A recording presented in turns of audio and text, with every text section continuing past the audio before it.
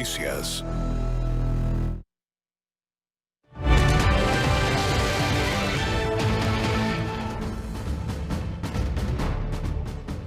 Rebeldes hutíes amenazan con atacar nuevamente a Arabia Saudita y también a Emiratos Árabes con, además, una mayor producción de drones. Aunque Estados Unidos y el gobierno saudí siguen pensando que Irán es el responsable de los ataques a sus instalaciones petroleras. El primer ministro de Israel, Benjamín Netanyahu, canceló su viaje a las Naciones Unidas por lo que parece ser unos muy ajustados resultados de las elecciones en Israel.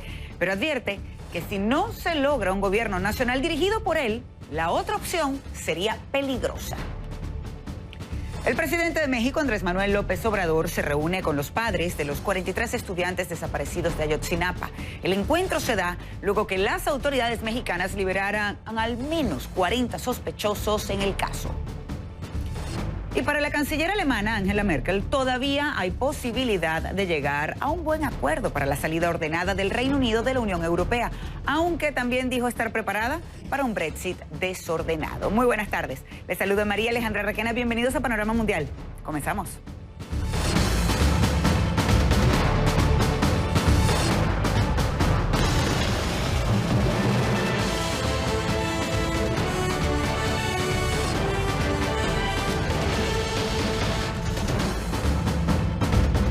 Arabia Saudita y Estados Unidos apuntan a Irán como el presunto responsable de los ataques del sábado a los campos petroleros saudíes. Sin embargo, fueron los rebeldes hutíes en Yemen los que se responsabilizaron y ahora amenazan no solo a Arabia Saudita, sino también a Emiratos Árabes Unidos con más ataques y mayor producción de drones. Este miércoles, el vocero del Ministerio de Defensa saudí presentó imágenes de supuestas armas de origen iraní, pero dijo que las investigaciones aún están en curso y que están trabajando para determinar el punto exacto de lanzamiento. Gabriela Matute Urdaneta nos acompaña ahora desde Atlanta con más detalles. Gabriela, muy buenas tardes. Y bueno, Riad asegura que los misiles y drones se lanzaron desde el norte, es decir, desde Irán, pero ahora reciben una nueva amenaza de los rebeldes en Yemen, que está al sur de Arabia Saudita. Buenas tardes y gracias por acompañarnos. Feliz tarde, María Alejandra. Sí, las tensiones se avivan en el Golfo Pérsico.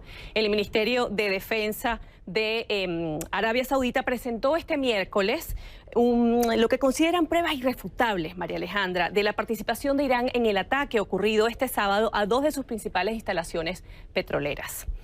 Aún así, Teherán sigue negando su responsabilidad y asegura que las evidencias no solo demuestran que Arabia Saudita no sabe qué ocurrió ni quién está detrás del hecho. Los rebeldes hutíes, como tú lo acabas de mencionar, se atribuyeron los ataques de este sábado, amenazaron este miércoles con producir más drones en tiempo récord y enviarlos a Arabia Saudita y los Emiratos Árabes Unidos. Su portavoz militar, Raya Sari, advirtió en un comunicado que si las agresiones no cesan, no dudarán en responder de inmediato y de manera excepcional contra los países que las promueven.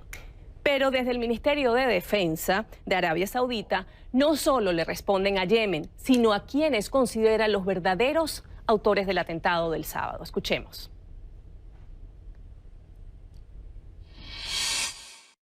El ataque fue lanzado desde el norte y fue patrocinado incuestionablemente por Irán. La evidencia a lo largo de mi informe y mostrada en frente de ustedes lo hace innegable.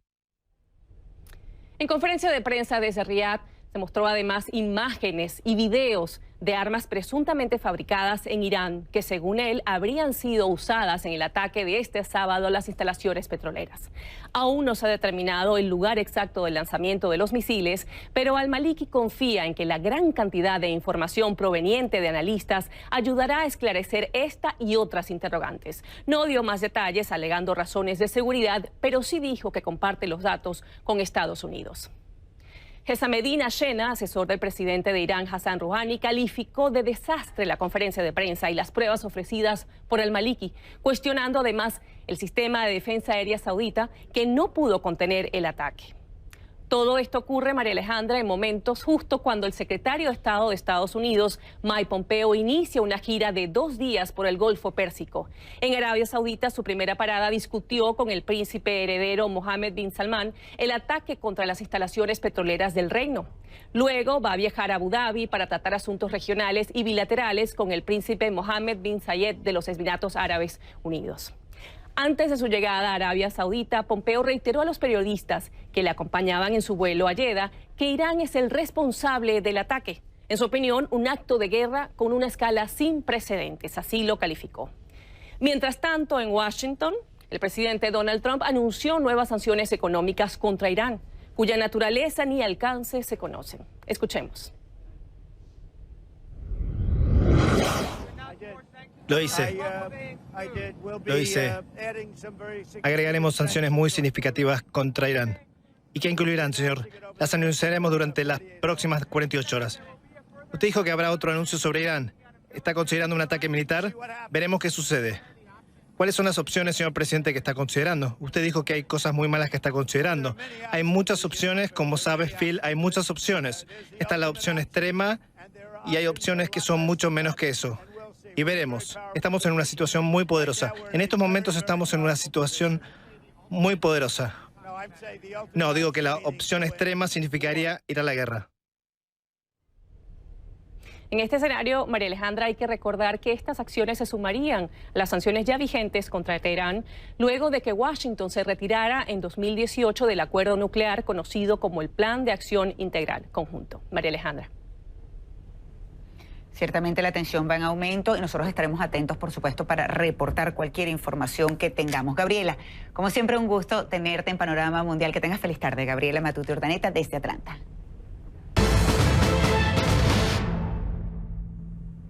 El futuro político del primer ministro de Israel, Benjamín Netanyahu, parece incierto, luego de que las primeras proyecciones de los resultados de la elección general que escoge a los integrantes del Parlamento lo colocaran por detrás de su rival Benny Gantz. Por ello, Netanyahu decidió cancelar su viaje a Nueva York, donde participaría en la Asamblea General de la ONU.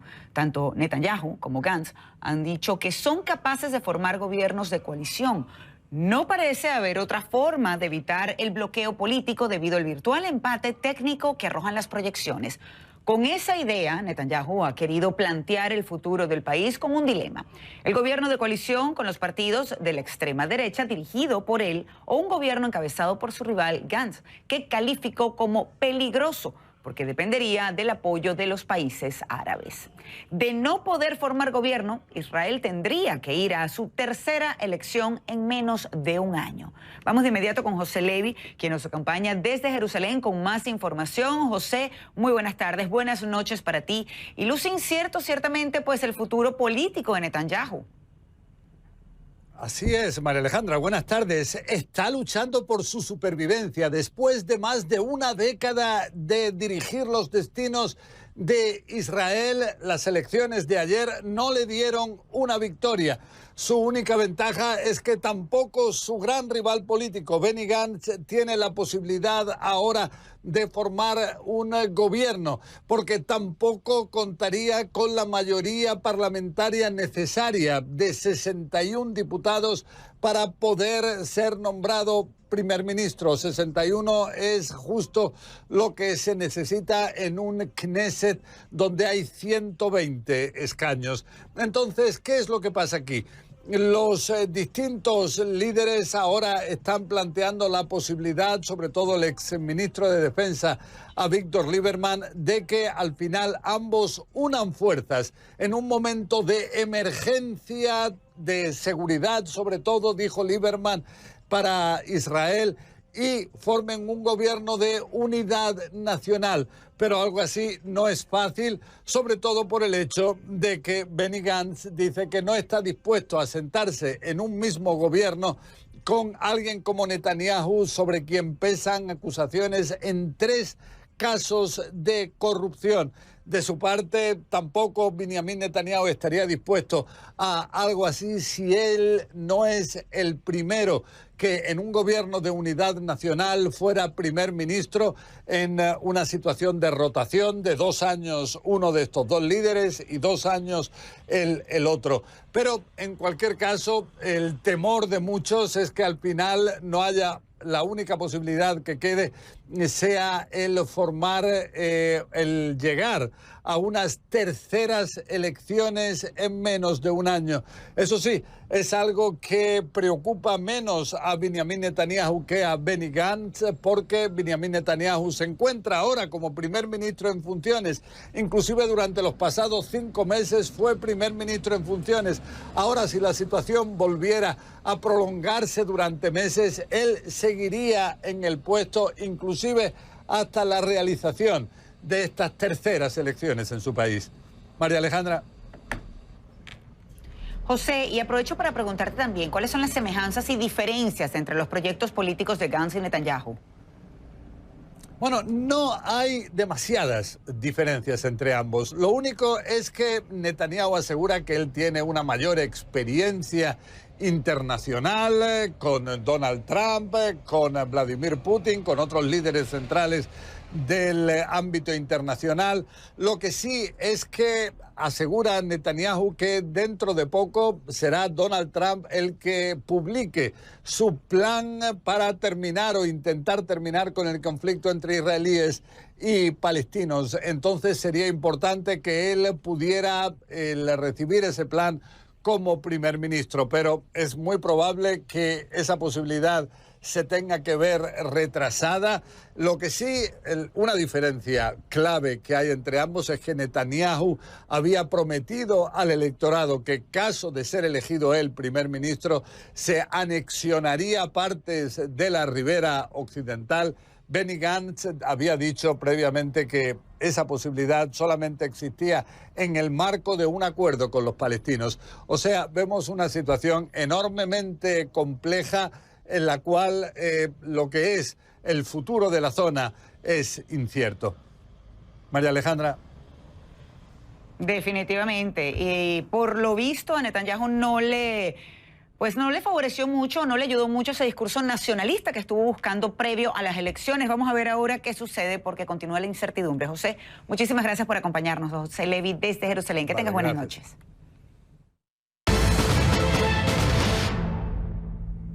Y ahora nos acompaña Francisco Hill White, analista internacional y profesor del Instituto Tecnológico Autónomo de México. Nos acompaña desde Ciudad de México. Muy buenas tardes. Gracias por su tiempo, profesor. Gracias a ustedes, María Alejandra, a sus órdenes. Profesor, ¿logrará Netanyahu formar gobierno? Imposible decirlo, no la tiene fácil. Aquí el comodín es Israel Beitenu, entonces pues no sabemos qué exactamente qué va a hacer Lieberman, pero lo que está diciendo Lieberman es que él apoyaría un gobierno de coalición secular, es decir, sacando a los partidos religiosos. Eso sí reuniría, digamos, el número de escaños que se necesitan para formar un gobierno, pero pues no está claro que tanto Gantz como Netanyahu estarían de acuerdo con esto, pero es la condición que está dando Lieberman para dar su apoyo y algunas otras condiciones también. Y luego está el hecho de que Netanyahu tiene un acuerdo con los partidos de derecha, con los partidos religiosos de derecha, para que se comporten como un bloque bajo el mando de Netanyahu durante estas negociaciones que vienen. Benny Gantz no contempla, parece ser, la posibilidad de unirse a un gobierno que fuera liderado por Netanyahu.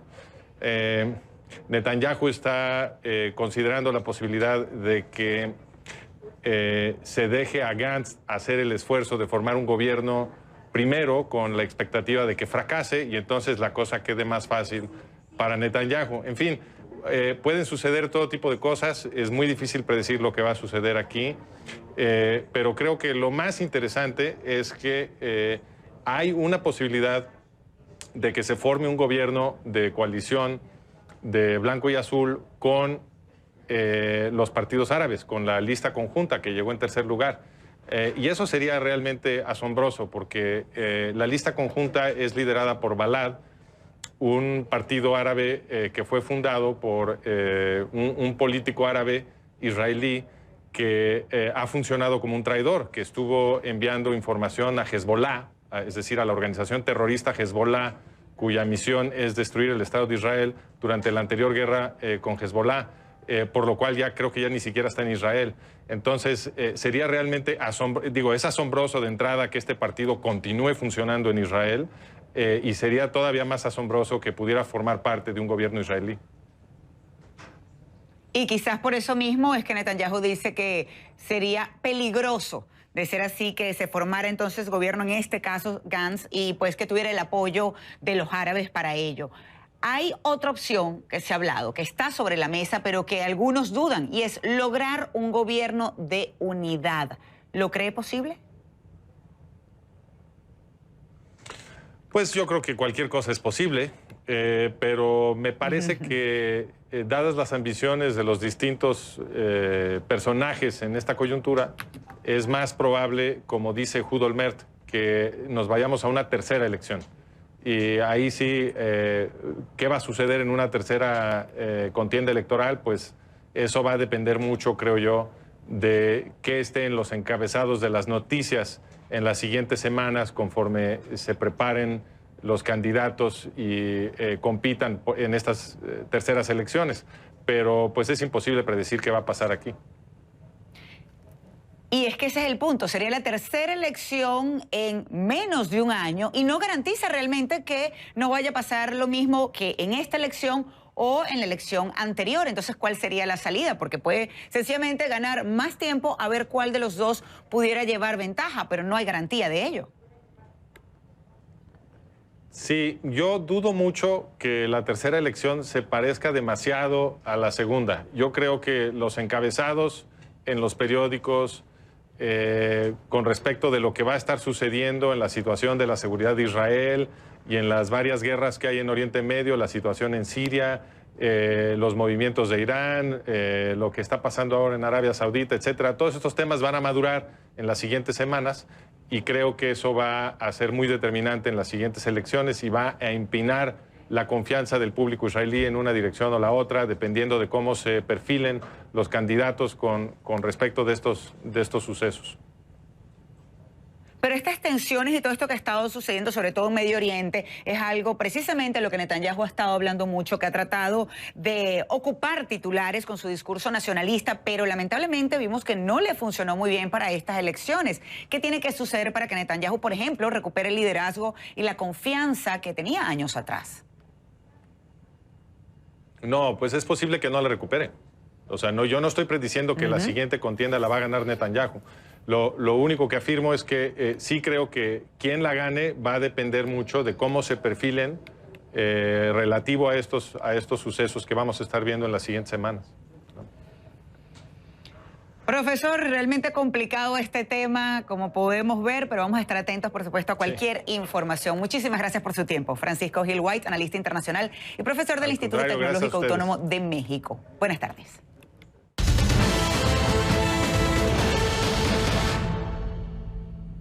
El presidente Donald Trump nombró a su cuarto asesor de seguridad nacional. El reemplazo de John Bolton será Robert O'Brien, quien se desempeñaba como negociador de rehenes de Estados Unidos. Recordemos que Bolton dejó el gobierno estadounidense la semana pasada debido a los desacuerdos con Trump, aunque no está claro si renunció o fue despedido. Trump hizo el anuncio a través de Twitter y dijo estar seguro que O'Brien realizará un gran trabajo. El presidente busca recomponer su equipo de política exterior en medio de las crecientes tensiones con Irán, una guerra comercial con China, una complicada relación con Corea del Norte y la crisis en Venezuela.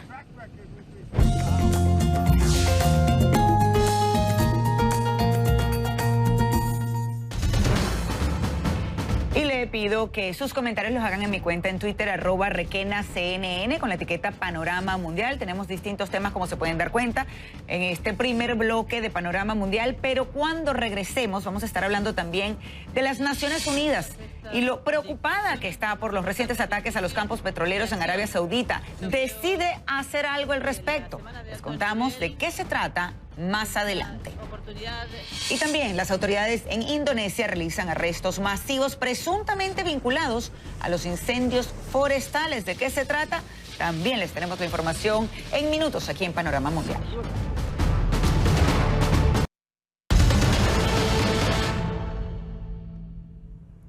Una delegación de expertos de las Naciones Unidas partió hacia Arabia Saudita. Su tarea es la de investigar los ataques en contra de las instalaciones petroleras ocurridos este fin de semana. El secretario general de las Naciones Unidas, Antonio Guterres, condenó los ataques y confirmó que los enviados trabajarán de acuerdo al mandato del Consejo de Seguridad. Guterres denunció la escalada en la zona del Golfo Pérsico y llamó a los involucrados a buscar el diálogo y la solución política del conflicto. De lo contrario, teme que haya repercusiones negativas en todo el mundo. Vamos ahora con Gilbert Vega, que nos acompaña desde la sede de las Naciones Unidas en Nueva York. Gilbert, muy buenas tardes. Y pues sabemos que esta es una de las preocupaciones del secretario general, pero ¿qué otros temas se llevarán también en esta asamblea? Pues Alejandra, buenas tardes. Pues lo que ha dicho el secretario general es que en este marco es que se va a cumplir la Asamblea General de las Naciones Unidas, la número 74. Los líderes del mundo van a estar reunidos aquí en la ciudad de Nueva York la próxima semana. Y lo que él dice es que por favor vengan no con discursos elegantes, sino con planteamientos concretos, porque el mundo, dice, está convulsionado y ha citado como ejemplo precisamente lo que está ocurriendo en el Golfo Pérsico y en el Medio Oriente a propósito de los ataques a las instalaciones petroleras de Arabia Saudita. Dice que hay un número alarmante de retos a la paz y a la seguridad mundial, y un ejemplo pues es justamente lo que está ocurriendo en el Medio Oriente. Dice que se deben crear las condiciones para que se evite una confrontación mayor y un escalamiento de las tensiones en esa región, porque dice pues esto sería grave no solamente para la región, sino para todo el mundo. Y como tú lo mencionabas, pues ha anunciado que ya se ha desplazado hacia Arabia Saudita una comisión que está bajo el mando del Consejo de Seguridad de las Naciones Unidas para investigar precisamente pues el origen y las circunstancias en que se dieron estos ataques precisamente en las instalaciones petroleras de Arabia Saudita. Esto fue lo que dijo a propósito del tema. En todo momento, las personas son los que pagan el mayor precio. Es el momento de enfriar las tensiones, en particular en el Golfo. Es el momento de promover el diálogo, de lograr soluciones en Yemen, en Israel, en el sur de Sudán.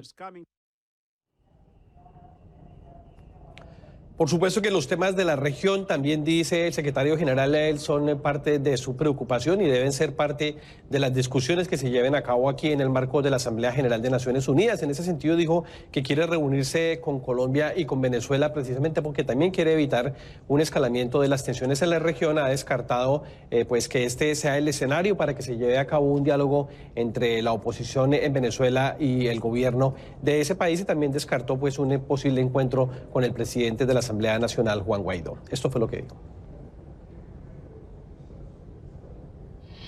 Con las negociaciones entre gobierno y oposición, no creo que por el momento este sea el escenario más probable. Creo que el escenario más probable es, de acuerdo con lo que se pasó, el escenario organizado por Noruega, que está interrumpido, como se sabe, pero que espero pueda relanzarse.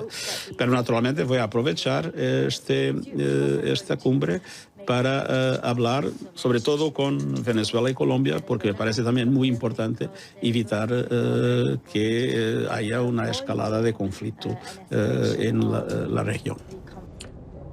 Y como habla de los momentos críticos que está viviendo el mundo en diferentes frentes, pues también se ha referido a las tensiones por cuestiones de odio y de intolerancia y por supuesto al cambio climático. Dijo que hay una creciente preocupación por la emergencia climática, que quiere que los líderes del mundo vengan a partir del lunes, cuando se va a llevar a cabo una cumbre y una sesión especial sobre el tema del cambio climático, pues que haya compromisos reales de parte de los líderes del mundo para ayudar a reducir las emisiones de gases y también eliminar el uso de los combustibles fósiles, eso para tener un planeta pues mucho más limpio y evitar el calentamiento global, María Alejandra. Y Gilbert, vamos a ver si esas palabras se convierten en acciones, que podamos ver, lo que sean tangibles. Gilbert, muchísimas gracias por acompañarnos con tan importante información. Como siempre, un gusto tenerte en Panorama Mundial. Buenas tardes.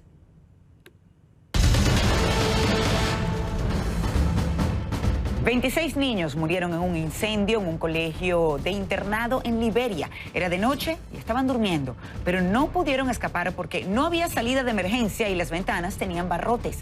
2 maestros también perdieron la vida en el incidente. El edificio siniestrado está ubicado al lado de una mezquita en una escuela islámica. La mayoría de los sobrevivientes se encuentran en estado crítico. Pasamos a Indonesia, donde hallaron a los presuntos responsables de los incendios masivos en ese país.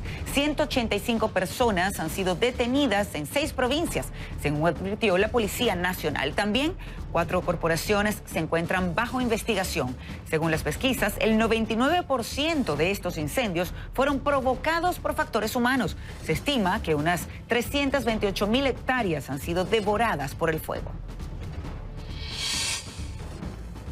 En la India prohíben el uso de los cigarrillos electrónicos. La medida fue asumida por las consecuencias negativas que puede traer para la salud, especialmente entre los jóvenes. Quienes violen esta norma podrían pasar hasta 1 año en la cárcel o les tocaría pagar una multa de hasta $1.000. Si reinciden, la pena será más alta. En total, suman 39 países los que han vetado estos productos.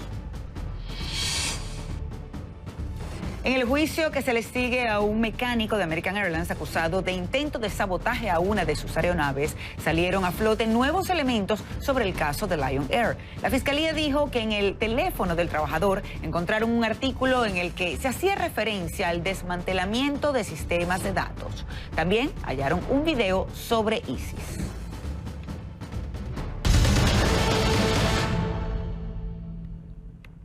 El presidente de México, Andrés Manuel López Obrador, participó este miércoles en la reunión de la Fiscalía General de México con los padres de los 43 estudiantes desaparecidos de Ayotzinapa. El mandatario pidió la colaboración ciudadana. Recientemente, 24 sospechosos fueron liberados en una decisión que lamentó la Comisión Nacional de los Derechos Humanos. El presidente de ese organismo señaló que el Estado ha fallado en el caso. 5 años después, no hay certezas sobre el paradero de los desaparecidos. Vamos ahora con Krupskaya Liz, quien nos acompaña desde Ciudad de México con más información. Krupskaya, muy buenas tardes. Increíble que haya pasado ya, pues que hayan pasado 5 años y que todavía no tenemos ni siquiera una respuesta culpables y más bien liberen a personas que son sospechosas en este caso. Adelante, buenas tardes. Sin duda alguna, María Alejandra, y hoy el propio mandatario mexicano lo ha dicho, es una herida abierta no solamente para los familiares de estos 43 jóvenes de la Normal de Ayotzinapa, sino también para un país entero que, como tú bien señalas, cuando ya se van a cumplir casi 5 años de estos hechos, pues todavía pues han dicho hay más interrogantes que respuestas. Y precisamente para buscar estas respuestas, familiares de los 43 jóvenes de la Normal de Ayotzinapa acudieron al Palacio Nacional, ya lo indicabas, a una reunión más, esta vez con funcionarios de la Fiscalía General. En un inicio, como decías bien, estuvo presente el presidente Andrés Manuel López Obrador y también acompañó a este encuentro el subsecretario de Gobernación, Alejandro Encinas. Si te parece, María Alejandra, escuchemos lo que dijo este funcionario al arribo a esta reunión.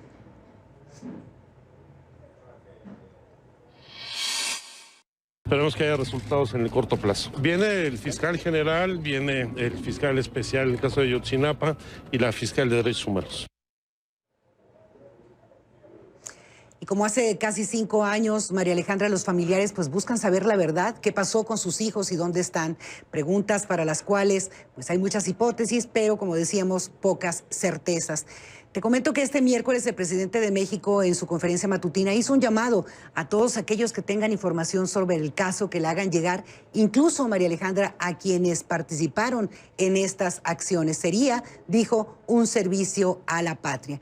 ¿Y a qué acuerdos han llegado al finalizar esta importante reunión entre los familiares de los 43 jóvenes desaparecidos y la Fiscalía General de la República? Pues una muy importante, y es que se va a reorientar la investigación, ya que, como ha sostenido tanto el fiscal como la Comisión Especial Gubernamental, hay graves irregularidades en el desarrollo de estas investigaciones, lo que ha permitido, bueno, en primer término, no llegar a una conclusión y en segundo término, lo que tú ya decías, la liberación de muchas de las personas que estaban presuntamente detenidas por este caso, María Alejandra. Justicia es lo que piden estos padres y pues por supuesto no solo la mayoría de los mexicanos, sino creo que alrededor del mundo. Este fue un caso que ocupó titulares a nivel internacional y todavía no se hace nada. ¿Cómo justifica el gobierno, o en este caso, mejor dicho, las autoridades, que se haya liberado, que se haya puesto en libertad a estas personas que eran sospechosas de, en este caso, de los desaparecidos de Ayotzinapa? Es una pregunta muy importante. Incluso Alejandro Encinas, el subsecretario de Gobernación, 15 de septiembre interpuso una queja ante la Fiscalía General precisamente en contra de algunos de los funcionarios que estuvieron llevando a cabo estas investigaciones. ¿Qué es lo que ha dicho el juez para que se den estas liberaciones? Bueno, que hubo errores dentro de los expedientes, errores procesales, por lo tanto, tuvo que dejarlos en libertad. Y sobre este tema y otros, por supuesto, estarán trabajando, ha prometido el fiscal general, a partir del día de hoy. María Alejandra. Que trabajen y que esto no se quede solo en palabras, sino que se dé realmente con los responsables de la desaparición de estos 43 jóvenes, 5 años después, y todavía no tenemos respuesta. Increíble. Bueno, Cruzcaya, muchísimas gracias por la información. Que tengas buenas tardes. Gracias. Gracias.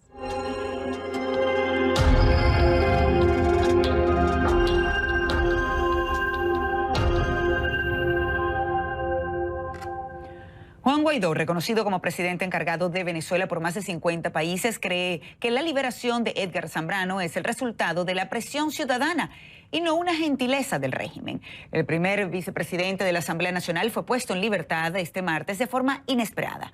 La orden se dio, según el oficialismo, en virtud del acuerdo alcanzado con un sector minoritario de la oposición y rechazado por Guaidó. Zambrano permanecía en prisión desde principios de mayo por orden del Tribunal Supremo de Justicia, alineado con el chavismo, y después de que la Asamblea Nacional Constituyente de Venezuela le allanara la inmunidad parlamentaria. De momento, Zambrano se muestra cauteloso y dice que esperará los lineamientos del partido. Escuchemos. Mira, yo no conozco el alcance de los acuerdos. Voy a reunirme con ellos.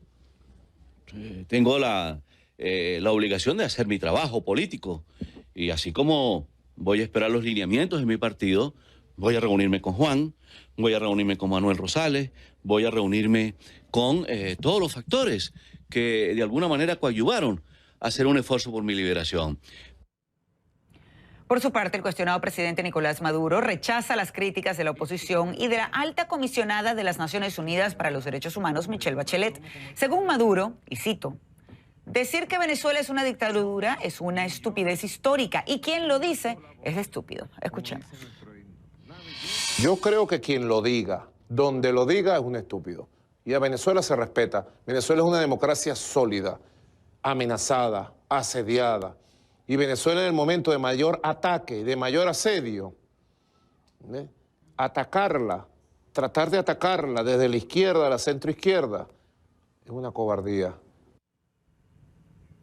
Y mientras Maduro pide respeto para Venezuela, la ONU reclama a su cuestionado gobierno el respeto a los derechos humanos y documenta las múltiples violaciones que tienen lugar en el país. Con esto, breve pausa. Pero cuando regresemos, la canciller alemana todavía es optimista frente a la salida del Reino Unido de la Unión Europea. Entérese de lo que dijo más adelante, aquí en Panorama Mundial.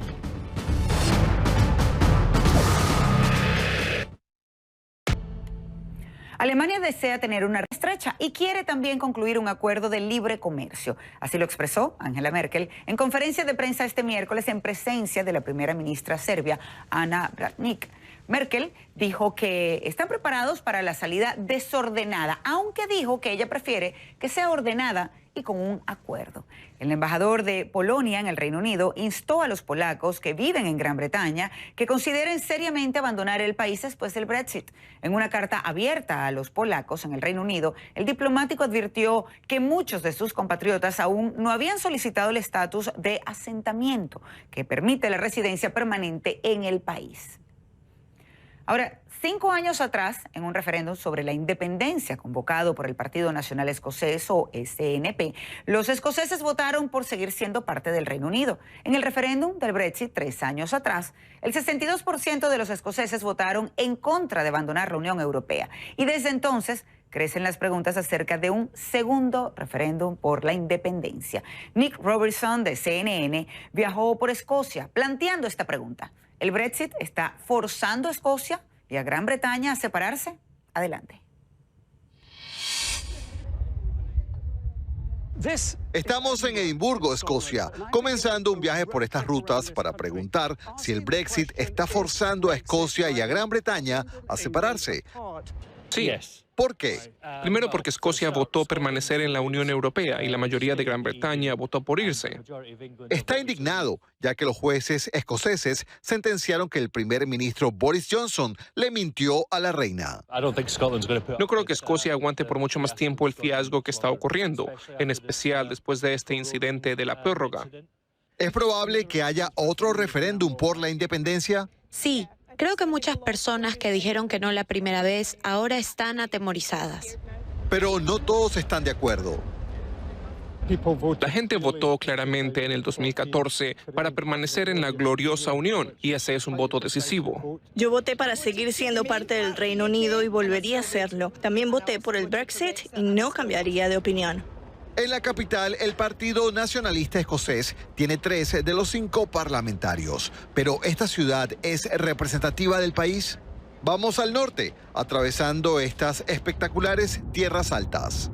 Y llegamos a Elgin, a donde vinimos antes de las elecciones anteriores hace 2 años. Conocimos al parlamentario del Partido Nacional Escocés, que perdió su escaño para los conservadores. Esta mujer le dio su voto una vez, pero no otra vez. El partido está implosionando ahora con Boris Johnson a cargo y está haciendo un desastre con el Brexit. Y así están perdiendo el apoyo de personas como yo. Y la derrota de Johnson en Elgin podría significar el regreso del Partido Nacional Escocés, y ellos están trabajando para que eso ocurra. Su argumento es que el Brexit está empujando a Escocia más y más hacia la independencia. Puedo verlo. Pero el Partido Nacional Escocés perdió las elecciones aquí. Pero si Boris Johnson consigue lo que quiere y hay otras elecciones, así dominará al Partido Nacional Escocés. En Escocia, hoy el Partido Nacional Escocés tiene 35 de los 59 escaños, pero ¿puede mantener este apoyo político? Vamos ahora al oeste, hacia la escarpada costa. Esta es la tercera parada en nuestro viaje, Oban. Se sostiene gracias a la pesca y al turismo, y tiene un miembro del Partido Nacional Escocés en el Parlamento. El Brexit es un problema aquí. A mucha gente en el sector turístico le preocupa la incertidumbre con el Brexit. Queremos que haya más tranquilidad este año. Estos pescadores exportan a la Unión Europea y temen que su pesca quede enredada en los retrasos en la frontera y se deteriore. A muchos aquí les gusta que el Partido Nacional Escocés protege sus intereses, pero no todos quieren la independencia. Voté por el Partido Nacional Escocés, lo que suena como contradictorio, pero a nivel local, este partido hace mucho por la zona con proyectos locales, pero a nivel general las cosas son distintas. 740 kilómetros más tarde regresamos a Edimburgo. Lo que queda claro después de un largo viaje es que la Unión está soportando una gran presión, pero aun cuando el Partido Nacional Escocés se está fortaleciendo, esto no se traduce necesariamente en una Escocia independiente. Nick Robertson, CNN, Edimburgo, Escocia.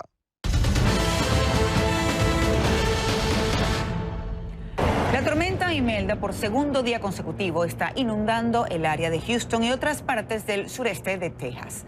Sus fuertes lluvias han cubierto de agua algunas calles y forzado a tomar medidas como el cierre de escuelas. Se espera que Imelda siga inundando hasta el jueves el este del estado, así como partes de Luisiana. Por el momento, casi 8 millones de personas están bajo alerta de inundaciones repentinas en esos dos estados. En Houston, Imelda podría registrar más de 30 centímetros de lluvia. Sería el mayor registro para una tormenta desde el huracán Harvey en 2017. Y esta noche se espera la llegada del segundo gran huracán del año en el Atlántico, que impactará con fuertes vientos y grandes oleajes a las Bermudas. Es el huracán Humberto, de categoría 3, que se extiende con vientos sostenidos de 185 kilómetros por hora. Su presencia es considerada inusual, ya que los huracanes casi no se acercan a las Bermudas. Autoridades de Texas buscan a una momia, pero además a una momia que roba bancos. Esto es por un robo ocurrido la semana pasada en el banco de First Convenience del condado de Harrison, Texas. El FBI describió al sospechoso como un hombre de raza negra y de unos 20 años. El sospechoso se ganó el apodo de la momia porque se envolvió la cara, como pueden ver, y los brazos con gasa blanca. Y cuando regresemos, los deportes aquí en Panorama Mundial, una jornada inolvidable de la Liga de Campeones, y es Elizabeth Pérez quien nos trae los detalles.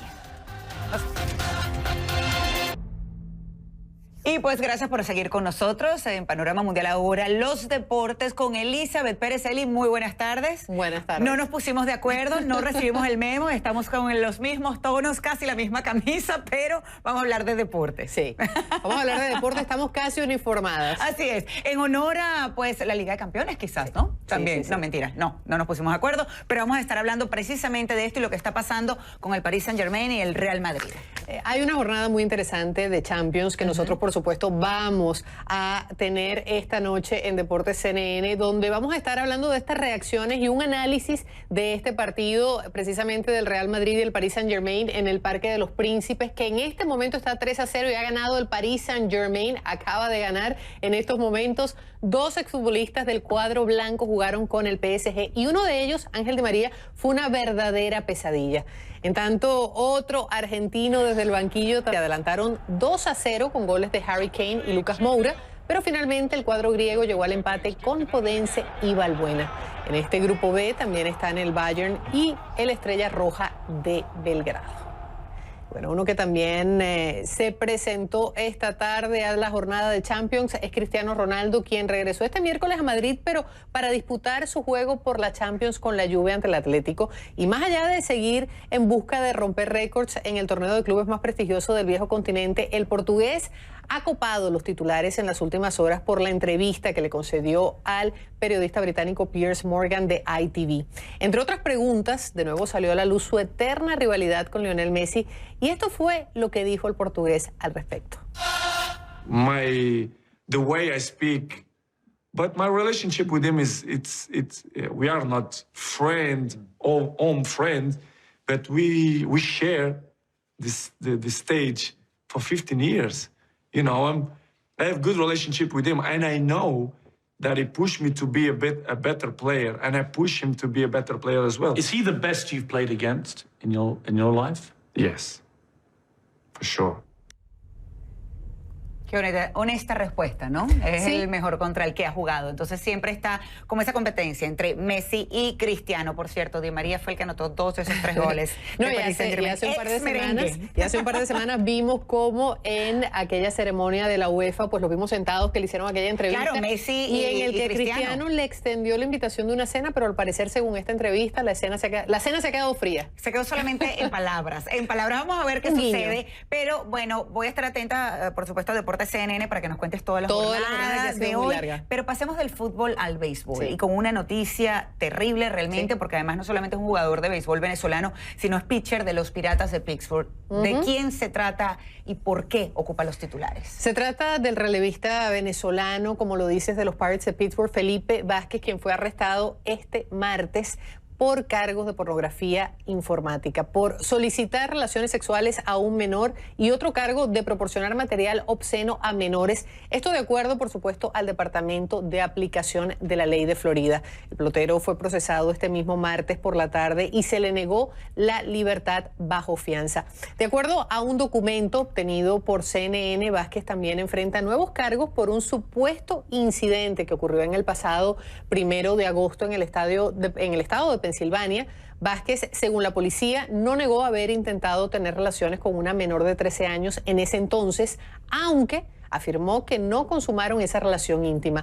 Los abogados de Vázquez declararon a CNN que están en el proceso de revisar los documentos con los cargos de Pensilvania y la Florida, al igual que los hechos correspondientes al asunto, y agregaron que en estos momentos cualquier comentario sería prematuro. Vázquez tiene 28 años y ha sido nominado al Juego de Estrellas en 2 ocasiones y es uno de los líderes de la Liga Nacional en salvamientos al sumar 28 en esta temporada. Una noticia que realmente es triste si tenemos en cuenta la carrera de Grandes Ligas, lo difícil que es llegar a las Grandes Ligas de esa forma, para dañarla de esa forma. Igual hay que esperar, porque ya sabes que acá todo el mundo es inocente hasta que se demuestre lo contrario. Claro. Hay que ver lo que decide la justicia estadounidense, pero de momento las acusaciones son muy graves, porque sabemos que cuando involucran a un menor es lamentable. No, terrible, por Dios. Imagínate, yo tengo una hija de 13, va a cumplir 14 y están hablando precisamente de esas edades. Es impensable. Es impensable y por supuesto esta noche nosotros tendremos más información acerca del caso de Vázquez y por supuesto el resumen de la jornada de la Champions. Y ya no nos verán vestidas igual, porque estará Elizabeth sola. Gracias por acompañarnos. Ustedes no se muevan. Regresamos con más de Panorama Mundial. De seguridad del presidente Trump. Les vamos a contar una de las razones por la que lo eligió. También lo que dice el secretario Mike Pompeo, insiste en que Irán atacó a Arabia Saudita. Eso sí, todavía no presentan las pruebas, María Elena. Estaremos atentos, por supuesto. Juan Carlos, buenas tardes. Buenas tardes.